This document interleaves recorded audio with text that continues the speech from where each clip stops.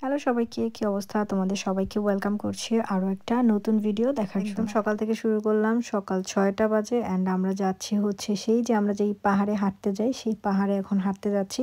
Normally মাঝে মাঝে আমরা বাসার সামনে হাঁটি, পার্কে যাই, বাট ইমনের যেদিন বন্ধ থাকে সেদিন আমরা হচ্ছে গিয়ে একটু পাহাড়ের এদিকে হাঁটি। মনটা খুবই ভালো লাগে এই দেশের এই সব জায়গায় হাঁটি শেষ করে আমরা বাসায় এসে লম্বা একটা ঘুম দেই। তারপর আর কোনো ফুটেজ নাই। তারপরে বিকালবেলা আমরা ঘুম থেকে উঠেই যাচ্ছিলাম, ইমনের ফ্রেন্ডের ওয়াইফ অসুস্থ হয়ে পড়ে, সেখানে আমরা যাওয়ার জন্য রেডি হলাম। অ্যান্ড সেই জায়গাটা হচ্ছে আমরা যে বাংলা বাজার করি প্রতি মাসে সেই জায়গায়। যেহেতু সপ্তাহে 4 দিন কাজ করে অ্যান্ড 3 দিন যেহেতু ওর ডে অফ থাকে, সো এই 3 দিন আমরা চেষ্টা করি আমাদের যে জমানো কাজ থাকে সেগুলো শেষ করার, বা ঘুরতে যাওয়া বা শপিং করা যেগুলো থাকে আর কি, সেই কাজগুলো 3 দিনে করে শেষ করার জন্য। আজকে আমাদের প্ল্যান ছিল যে আমরা হচ্ছে বা আমাদের মাসিক বাজারটা শেষ করে ফেলবো, বাট যেহেতু ওর ফ্রেন্ডের ওয়াইফ অসুস্থ হয়ে পড়ে, সো আমরা হচ্ছে সেখানে যাওয়ার জন্যই এখন যাচ্ছি। আর যদি দোকান খোলা পাই তাহলে টুকিটাকি মোটামুটি কিছু বাজার নিয়ে আসবো, অ্যান্ড নেক্সট উইকে আমরা মাসিক বাজারটা শেষ করব। আর তোমরা কি নোটিস করছো আমার ছেলের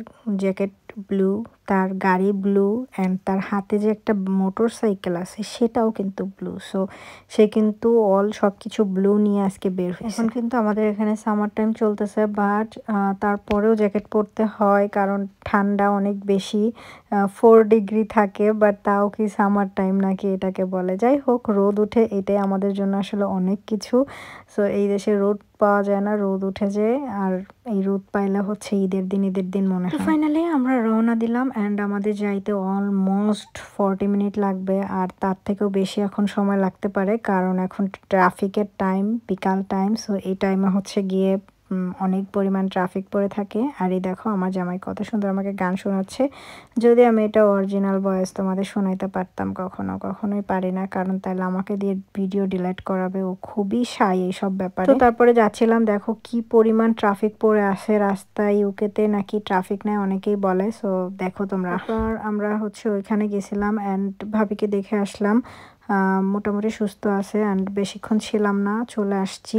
সো এসে আমরা এখানে দোকানে আসছি আর কি, দোকান দেখলাম খোলা। সো ভাবলাম যে 1 সপ্তাহের জন্য টুকিটাকি কিছু বাজার নিয়ে যাই, 1 সপ্তাহ পরে ফুললি মান্থলি বাজারটা আমরা শেষ করব। এখানে আমি কিছু মাছ নিচ্ছিলাম, চিনি নিচ্ছিলাম, মানে যেগুলো একদম না হইলেই না। তারপরে হচ্ছে গিয়ে ফেরি নিচ্ছিলাম, যেগুলো একদম খুবই দরকারি মানে নাই বাসায়, ওই সব জিনিসগুলো আমি এখান থেকে নিচ্ছিলাম। ঘুরতে ঘুরতে দেখলাম বাংলা দোকানে বড়ই আসছে, অ্যান্ড খুশি মনে বড়ইর কাছে গেলাম আর দেখলাম 13.99, মানে বাংলা টাকায় অলমোস্ট 2200 টাকা। তোমরা তো অলরেডি রিলস দেখছো, সো অনেক প্রাইস।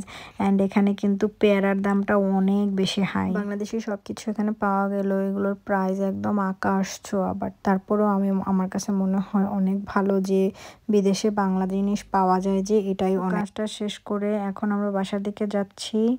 আর এই ভিডিওটা ছিল এই পর্যন্তই। তোমাদের ভিডিওটা কেমন লাগছে অবশ্যই কমেন্ট করে জানিও। দেখাচ্ছে নেক্সট ভিডিওতে, বাই।